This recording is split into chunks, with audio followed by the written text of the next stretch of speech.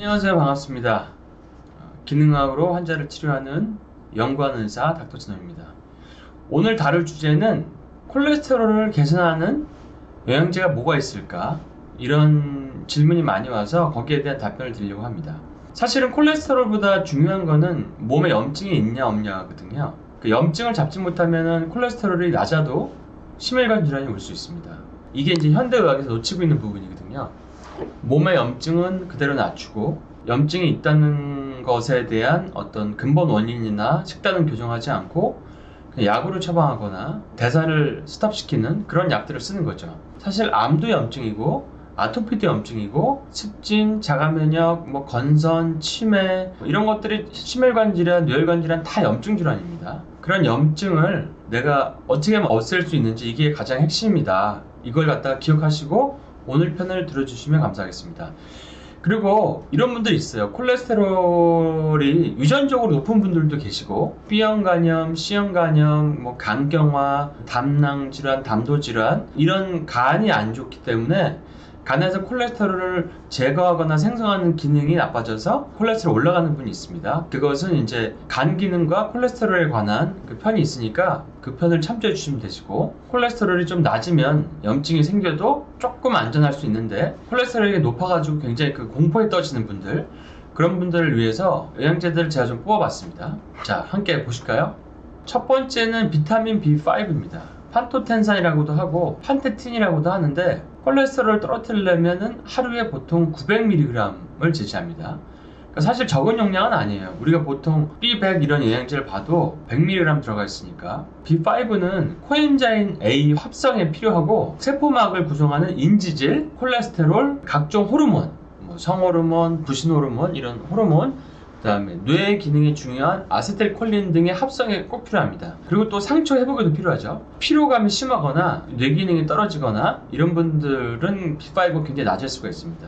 근데 B5가 LDL과 중성지방 수치를 낮추는 데 도움을 줍니다. 그래서 1년간 하루에 300에서 1200mg을 섭취한 연구 결과를 보니까 총 콜레스테롤은 12% 감소, HDL은 17% 증가, 좋은 콜레스테롤이죠. LDL 콜레스테롤은 4에서 20% 감소, 중성지방은 14% 감소되는 효과가 나왔습니다. 그러니까 전반적으로 콜레스테롤 패널이 다 좋은 쪽으로 변화됐습니다. 그래서 B5가 콜레스테롤 치료하는데 좀 도움이 되는 영양제다. 그리고 콜레스테롤 저하 목적으로는 그 이상 900mg 이상으로는 올려봐야 효과가 비슷하기 때문에 그 이상은 안 올리셔도 된다. 이런 것도 알려드립니다. 그 다음에 B5의 또 좋은 점은 코큐텐 수치를 올려요. 그러면서 LDL을 낮추거든요. 심장에 중요하고 미토콘드리아의 어떤 대사에 중요한 코엔자임 Q10. 코엔자임 Q10이 없으면 이 젖산이 쌓여가지고 근육통도 심하고 심장도 부정맥도 잘 생기고 심혈관 질환도 잘 오고, ATP가 안 좋아지면은 당뇨, 혈압, 여러가지 자가면역 질환, 알러지 질환, 뇌질환 이런 게 다 올 수가 있거든요. 모든 병이 다 올 수 있는 게 ATP 기능 부전인데, 코큐텐을 낮추는 그 스타틴의 부작용이 없다. 그게 이제 B5의 굉장히 강점입니다. 그래서 한 연구를 보면 B5를 줬더니 플라세보는 이게 세모남이고 아무것도 안 먹은 그룹이고요. B5를 먹은 그룹이 이제 레모남인데 보면은 중성지방, LDL, 아포비, non-HDL 이런 것들이 다 떨어졌습니다. non-HDL이라는 것은 HDL, 좋은 콜레스테롤 빼고 나머지 콜레스테롤을 얘기하는 거거든요. 오히려 그리고 코엔자임 수치는 올라갔다. 왜냐하면 B5에서부터 대사가 돼서 코엔자임이 만들어지기 때문에 코엔자임 수치가 올라갈 수가 있습니다. 그러니까 굉장히 좋은 영양소가 비타민 B5이고요. 그래서 이제 고용량으로 저희가 출시할 예정이니까 기대해 주세요. 자, 두 번째는 팩틴입니다. 그러니까 시트러스 껍질에 많은 거죠. 애플 팩틴이 유명한데 이런 것도 이제 보조제로 잘 돼 있죠. 그래서 이게 수용성 섬유질이 풍부하기 때문에 위장 치료할 때도 많이 쓰이고요. 변비, 소화 잘 되고 이런 데도 되게 좋고, 장내 콜레스테롤과 이 펩틴이 결합을 해가지고 혈류로의 흡수를 좀 막습니다. 그러니까 마치 약간 키토산 비슷한 역할을 하는데 이런 것들의 효과로 콜레스테롤을 좀 낮출 수 있습니다. 그래서 콜레스테롤 높은 분들은 팩틴이 들어가 있는 보조제를 드시거나 과일의 껍질 부분, 특히 이제 감귤류, 시트러스 과일, 사과, 자두배, 뭐 이런 것들을 이제 좀 드시면 도움이 되실 수 있습니다. 또 자몽도 이제 시트러스 계열의 어떤 아로마인데요. 자몽은 여성 암 예방에도 좋고 담도에도 좋고 뭐 이런 오일인데 약물 상호작용이 좀 커서 다른 약들을 많이 드신 분들은 특히 원하진 않습니다. 근데 관상동맥 심혈관 질환이 높은 27명의 환자들 대상으로 했을 때 사실 뭐 환자고는 많지 않았지만 자몽 팩틴을 보충한 식이요법은 운동도 똑같이 하고 식이도 똑같이 하고 이 팩틴만 추가했는데 4개월 동안에 LDL이 10.8%가 감소했습니다. 그러니까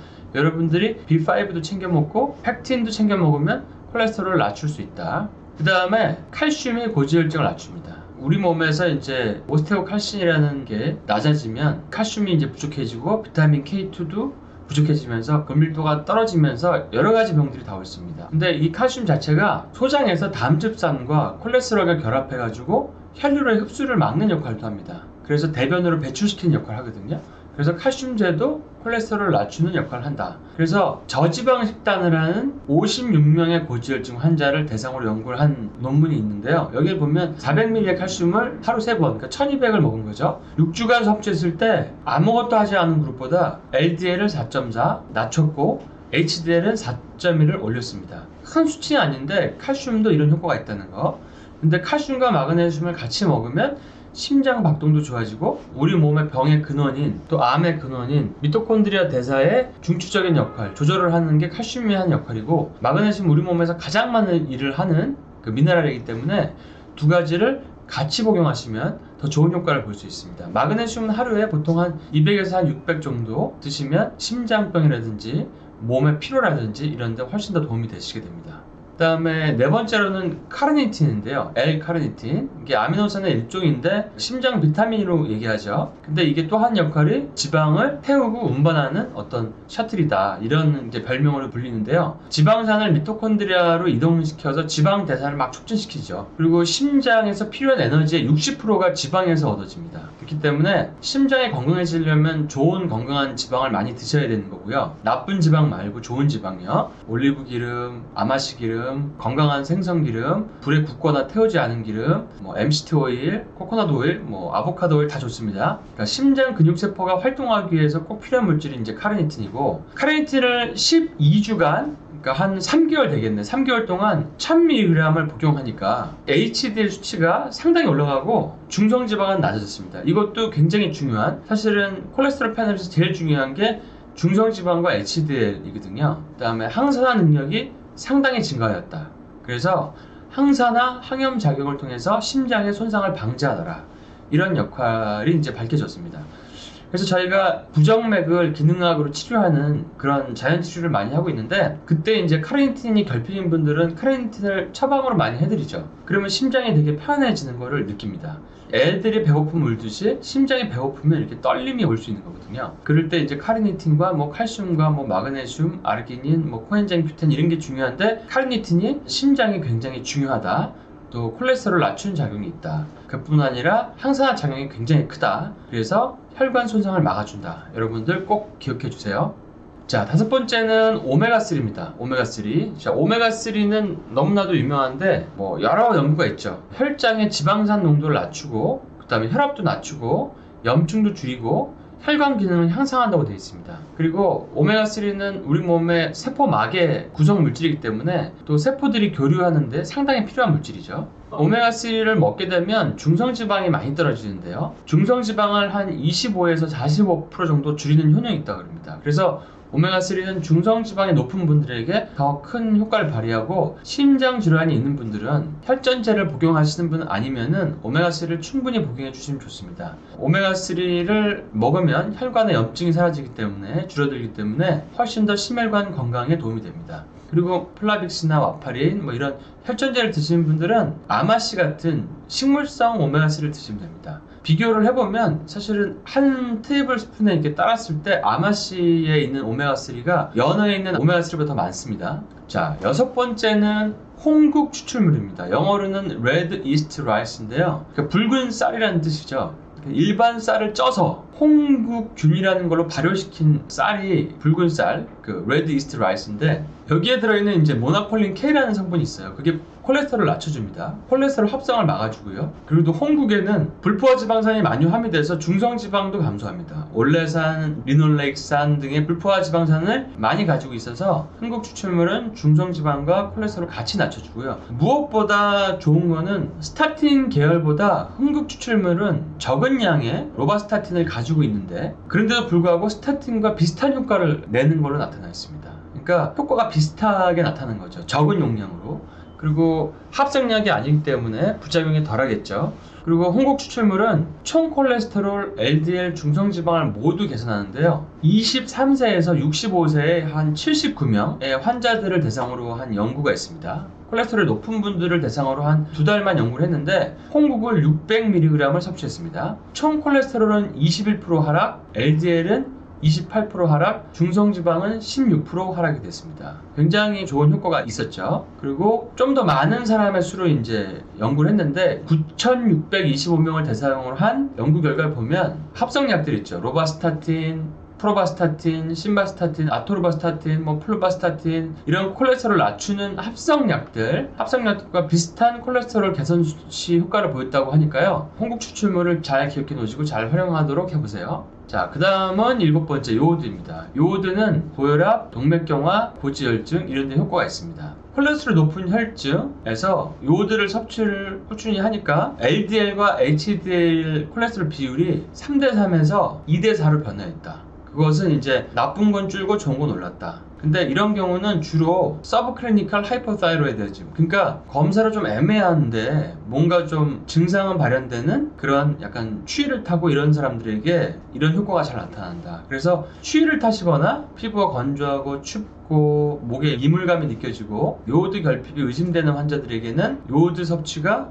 콜레스테롤을 떨어뜨려주는 게 굉장히 큰 효과를 발휘합니다. 그래서 많은 분들이 저체온증으로 콜레스테롤이 한 40에서 50 정도 올라가거든요. 근데 그것을 이제 약을 받아가지고 오세요. 그러면 저체온증 때문에 피곤한데 콜레스테롤 약을 먹고 더 피곤해지는 그런 걸 많이 봤거든요. 그런 경우에는 콜레스테롤 약을 일단 스톱하게 해드리고 요오드라든지 아니면 셀레늄 아연이나 철분 결핍이 있으면 그걸 보충해준다든지 그런 다른 요법을 같이 해서 체온을 올리고 또 필요한 경우는 이제 약도 어느 기간 동안 씁니다. 그러면은 콜레스테롤이 한 4, 50 정도 떨어지는 걸 볼 수 있습니다. 그 외에 체내에서의 이제 요오드 작용은 지방을 분해시킵니다. 자꾸 이제 분해시켜서 혈장 내로 이제 배출하는 효과가 있고요. 그래서 약간 살이 빠지게 하는 효과도 있습니다. 그 다음에 간에 쌓인 그 지방의 축적도 감소시킵니다. 그러니까 요오드가 중금속 해독, 수은이나 납 같은 모든 종류의 중금속도 해독하고 브롬 독소, 불소 독소 이런 것도 해독하지만 간에 쌓인 지방 축적도 감소시킨다는 거. 그러니까 지방간에도 효과가 있다는 거.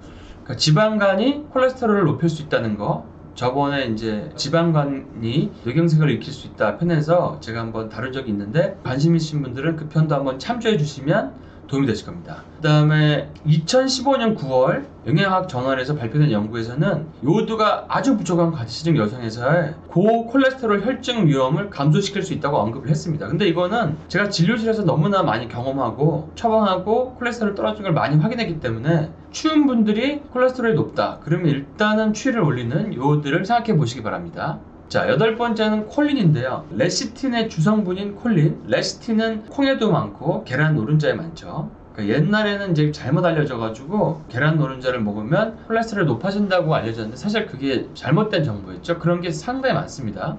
이 레시틴을 이제 먹게 되면 혈압이 낮아지고 동맥경화를 예방하고 특히 이제 뇌가 좋아지죠. 그래서 알츠하이머의 치료나 증상 개선에도 효과가 있는 것으로 밝혀져 있습니다. 왜냐하면 알츠하이머는 뇌 염증 질환이거든요. 뇌에 좋은 지방이 풍부해지면 그 염증이 줄게 됩니다. 그래서 좋은 지방을 많이 먹는 것은 뇌의 증상을 개선시킨다.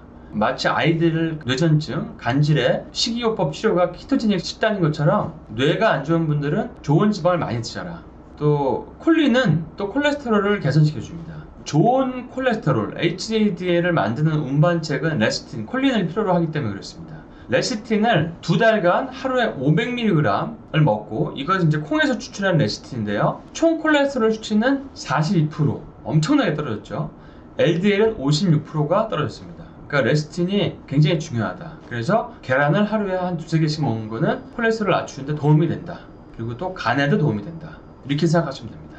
자, 그리고 이제 왜 비타민 B3, 나이아신이 나오지 않았나 하고 생각하시는 분이 계실 것 같아서 제가 마지막에 이제 이걸 넣었는데요. 원래 나이아신은 대표적으로 콜레스테롤을 대신하는 비타민군으로 유명했는데 1957년에 FDA에서 나이아신을 고콜레스테롤 치료물질로 공식 승인을 했습니다. 그래서 쓰여왔어요. 근데 이제 최근에 연구를 했는데 알아보니까 나이아신 업체에서 스폰한 그런 연구더라고요. 2016년 논문을 보면 결론만 제가 여기다 이제 간략하게 요약을 했는데 분명히 이제 중성지방은 3년 먹으니까 47.5가 떨어지고 HDL은 10 정도 올라갑니다. 나이아신을 먹으면. 근데 문제는 동맥경화성 심혈관 질환 재발률이 위약군과 별 차이가 없어요. 그래서 콜레스테롤은 떨어지지만 심혈관 질환 재발률의 차이가 나지 않아서 그 이후로 2016년에 FDA에서 나이아신을 콜레스테롤 치료 물질에서 삭제를 했습니다. 그래서 일단은 비타민 B3는 현재 이런 상태로 분류되고 있다. 근데 B3는 그 외에도 미토콘드리아에서 굉장히 중요한 역할을 하기 때문에 항노화로 요즘에 이제 NAD 플러스라는 게 굉장히 핫한데 그게 이제 비타민 B3고요. 고용량으로 먹으면 이 뇌 기능을 치료하죠. 정신분열증, 우울증 이런 여러 가지 뇌 증상들을 치료하는 걸로도 유명하고 그것을 이제 라이너스 폴링 박사가 연구를 했죠. 노벨상을 2번 받은 라이너스 폴링 박사. 그분이 이제 고용량 비타민 C의 항암 효과를 밝혀낸 분이기도 하시죠. 그리고 나이아신은 이제 그런 에너지 생성에도 굉장히 중요하고 항노화에도 중요하고 혈관 순환에도 되게 좋고 굉장히 좋은 물질입니다. 근데 이렇게 지금 분류가 돼서 좀 아쉬운데 여러분이 정확히 아시는 게 중요하기 때문에 이 슬라이드를 실었습니다. 그리고 콜레스테롤 약을 먹기 전에 혹시 내가 다른 것 때문에 올리지 않나 사람들이 간과하고 있는 부분이 이제 합성 에스트로겐입니다. 피임약이죠. 프로게스틴은 합성 프로게스테론인데 합성 에스트로겐과 똑같이 작용합니다. 그러니까 프로게스테론이랑은 전혀 다르다고 생각하시면 됩니다. 그래서 LDL, 총콜레스테롤, 중성지방을 다 올립니다. 그래서 피임약, 갱년기 호르몬 제제들 이런 것들이 콜레스테롤을 올리거든요. 심혈관 위험도 높이고요. 여성암 위험도 높이고 그래서 이런 합성 에스트로겐은 되도록이면 피하자. 그리고 안전한 이소플라본, 석류 뭐 이런 것들이 좋죠. 회양나무, 아마씨, 검은콩 이런 것들로 바꾸면 콜레스테롤도 안 올리면서 갱년기 증상도 완화시킬 수 있는 두 가지 토끼를 잡을 수 있는 그런 좋은 물질이고 여성암의 발병도 오히려 예방합니다. 그다음에 스테로이드는 운동선수들이 오남용해서 문제가 되는 단백 동화 스테로이드 그러니까 남성 호르몬 수치를 막 올리는 스테로이드 이런 것들은 이제 심혈관 질환을 일으킬 수 있죠. 그래서 이런 것들은 사실 특정한 운동선수 아니면 잘 안 쓰기 때문에 일반 분들은 걱정 안 하셔도 되는데 주사를 이렇게 남성 호르몬을 계속 맞는 분들 그런 분들도 좀 조심하셔야 되고 혹시 그것 때문에 내가 콜레스테롤이 올라가지 않나 혹시 그런 분들은 이거를 잘 기억해 두시기 바랍니다. 그리고 또 이제 역설적으로 고혈압 치료제 중에서 이뇨제가 많이 들어가 있어요. 이뇨제는 콜레스테롤, LDL, 혈당을 다 높입니다. 그래서 고혈압 약을 드시는 연령대는 사실 그 야뇨증이나 뭐 빈뇨나 이런 게 많은데 그래서 전립선 약을 드시고 계신데 혈압약 속에 이뇨제가 들어있다. 그러면 굉장히 불편하시죠. 그게 이제 약간 적절치 못한 혈압약의 처방 사례라고 볼 수 있습니다.